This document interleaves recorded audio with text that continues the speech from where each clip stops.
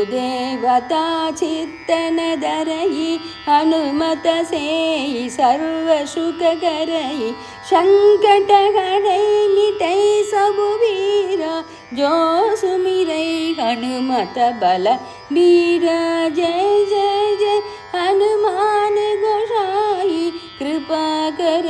गुरुदेव की नाई जो सत पार पाठ कर जोई झूठगी बंदी महासुख होई जो यग पढ़े हनुमान चालीसा होय सिद्धि साकी गौरी सादुलसी दास सदा हरि चेर की जय नाद हृदय माडेर राम लक्ष्मण जानकी जय बोलो हनुमान की।